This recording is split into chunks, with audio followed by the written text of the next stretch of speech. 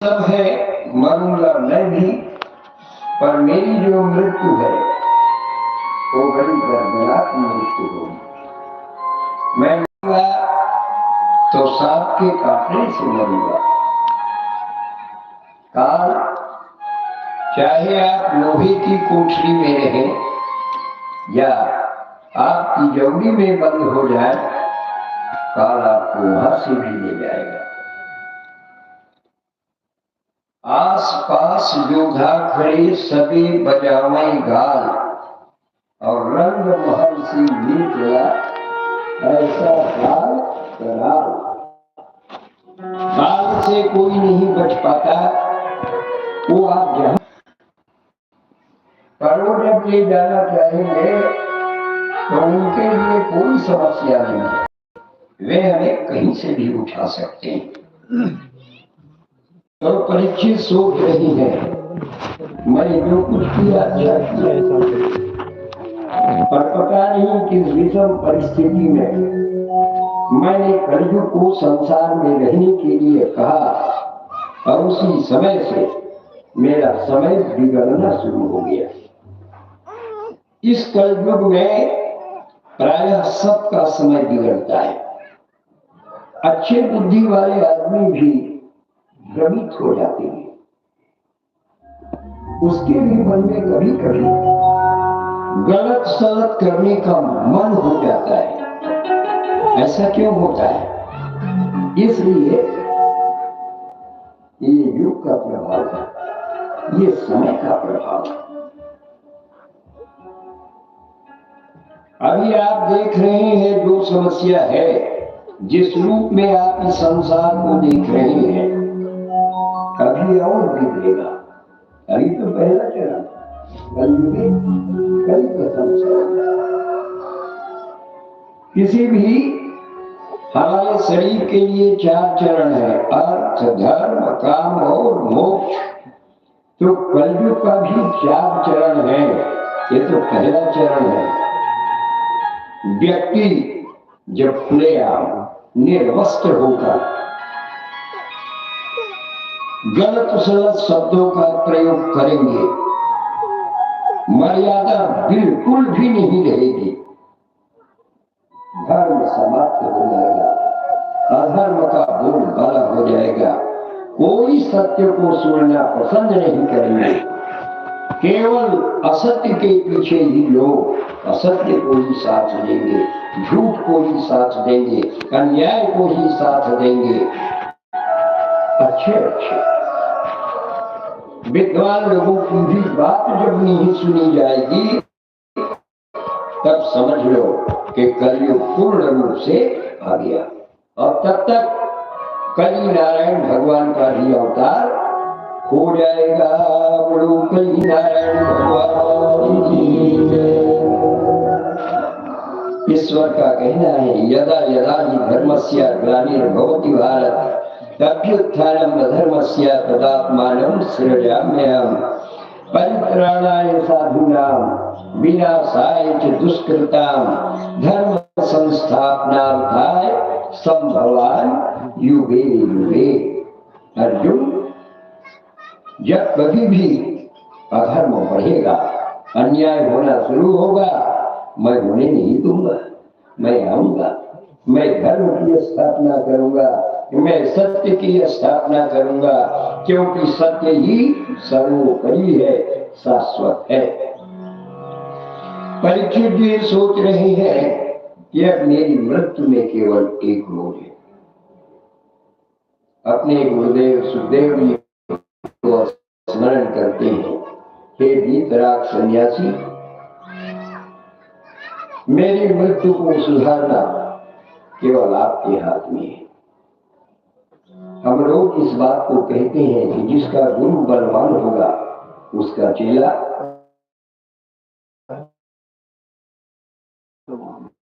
पहलवान। गुरु मिला वो गुरु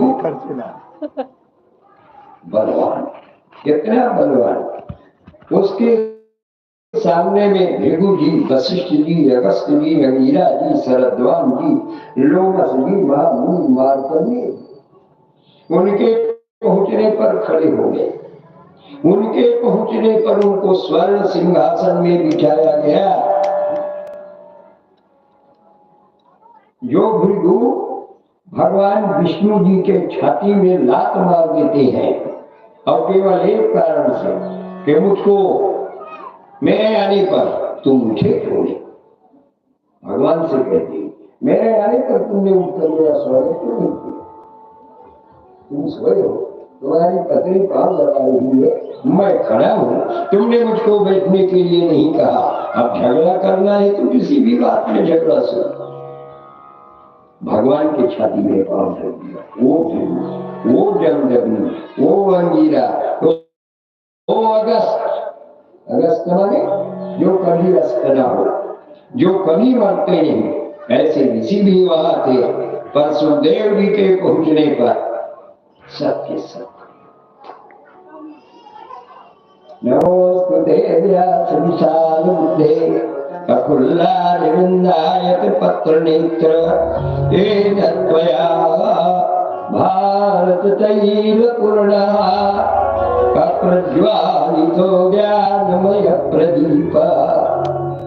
व्यास नारायण भगवान का बेटा सुखदेव जी महाराज भागवत को लेकर के जब पहुंचे, सरें वो भागवत पढ़ रहे थे। तत्रायौ घोरज्वासिक सदा व्यासात्मजो ज्ञान महाब्धि चंद्रमा। बोलो वृंदावन बिहारी, बोलो वृंदावन बिहारी लाल की।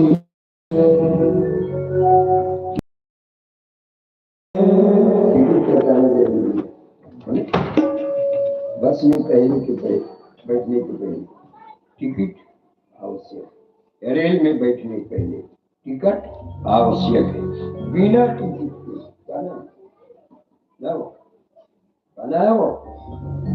मुक्कना देवी जी की ओर से 31 रुपया श्रीमद् भागवत में साधन समर्पित हुआ। बोलो वृंदावन बिहारी लाल की। आपके पास टिकट होगी तो कोई आपको आंख नहीं दिखाएगा, और टिकट नहीं होगी तो कोई भी आंख दिखा देगा। तो भगवान की कथा के पहले टिकट लेना जरूरी है। और वो टिकट क्या है? मेरा वजन गाओ। गोविंद हरे गोपाल हरे गोविंद हरे गोपाल हरे गोविंद हरे गोपाल हरे गोविंद हरे गोपाल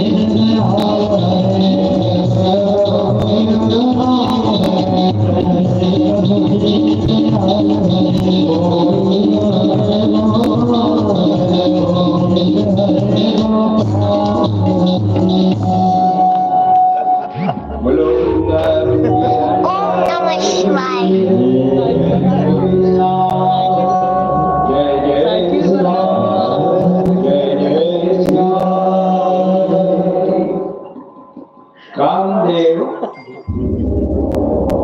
भगवान शंकर की तीसरे आंख की अग्नि में जलकर भस्म हो गए। कामदेव की पत्नी गति, उसका पति जब भगवान शंकर के तीसरे आंख की अग्नि में जलकर भस्म हुए तो पति के मरने के बाद पत्नी को जो पीड़ा होती है वो पीड़ा असहनीय है। उसको केवल स्त्री ही बर्दाश्त कर सकती है। कामदेव की पत्नी गति विधवा हो गई, उसका सुहाग लूट गया। अच्छा, उसके सुहाग को भगवान शंकर समाप्त कर दिए। क्योंकि शंकर जी तो सौभाग्य देने वाले, शंकर जी कभी किसी स्त्री के सुहाग को लूटे ये शंकर नहीं करते, न कोई देवता करता, न कोई अच्छे संत करते। कोई अच्छा आदमी किसी स्त्री के सुहाग को प्राप्त करेगा, संभव नहीं है। शंकर जी रति के सौभाग्य को नष्ट क्यों किए? उसके पत्नी को उन्होंने अपनी तीसरी आंख से जलाकर क्यों मार डाला? प्रश्न है भैया। जो बात जिस भागवत की कथा को श्रवण करने के लिए आप बैठे हैं, ये भागवत की कथा प्रारंभ क्यों हुई? समीक ऋषि जी के गले में परीक्षित ने मरा हुआ सांप पहना दिया। जिंदगी में सब काम करना, पर जो आदमी पूजा में बैठा हो, जो आदमी भगवान के ध्यान में बैठा हो, जो आदमी भगवान की भक्ति में लीन हो, उसको भ्रम मत छेड़ना। किसी स्त्री का सौभाग्य कभी नहीं।